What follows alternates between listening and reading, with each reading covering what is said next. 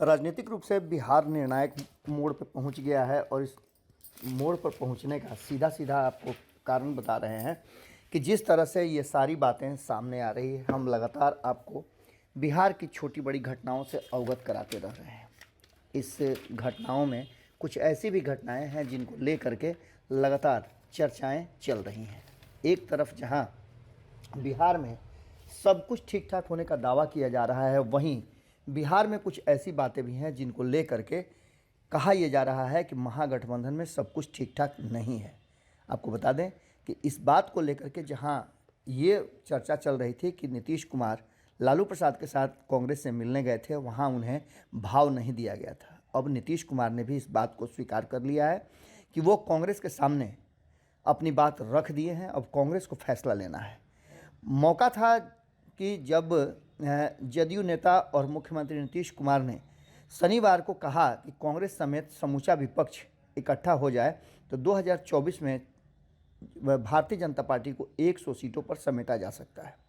शनिवार को माले के कार्यक्रम में वो शामिल थे और जैसा कि हमने आपको बताया कि माले के कार्यक्रम में अधिवेशन में शामिल होने के लिए नीतीश कुमार गए थे और अन्य जो महागठबंधन के घटक दल हैं वो भी सामने थे।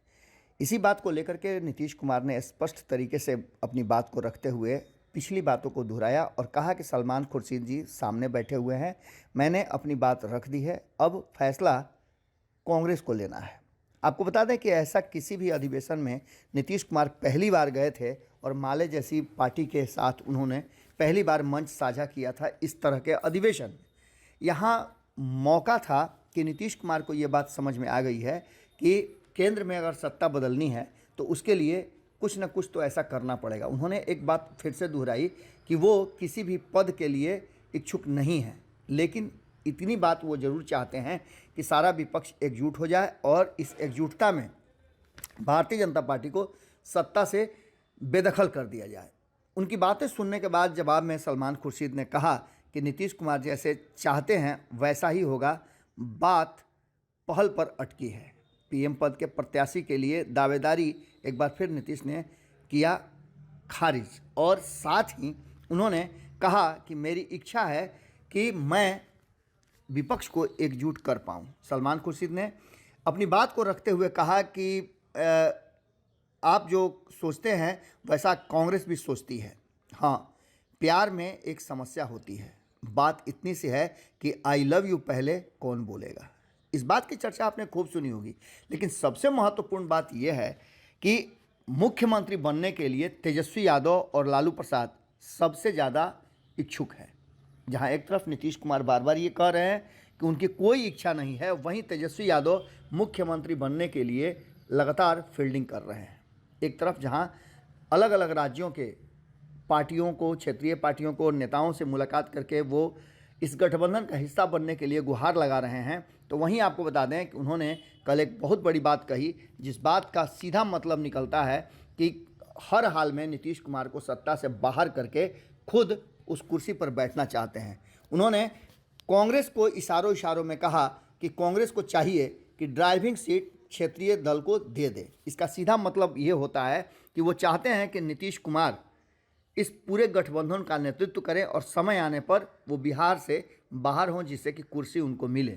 आपको बता दें कि उप मुख्यमंत्री ने कहा कि जहां सीधी लड़ाई वहां के लिए कांग्रेस तैयारी करे, मनुस्मृति को संविधान बनाना चाहती है भाजपा।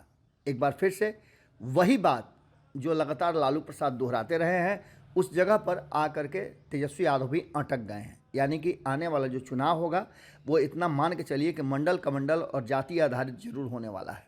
इन सारी बातों को लेकर के बहुत सारी बातें तेजस्वी यादव ने कही। उन्होंने कहा कि भाजपा आरएसएस के लोग मंदिर मस्जिद गाय की चर्चा करते रहते हैं, मनुस्मृति और गोलवलकर की थ्योरी को संविधान बनाना चाहते हैं, लेकिन देश की जनता इसे कभी भी नहीं होने देगी।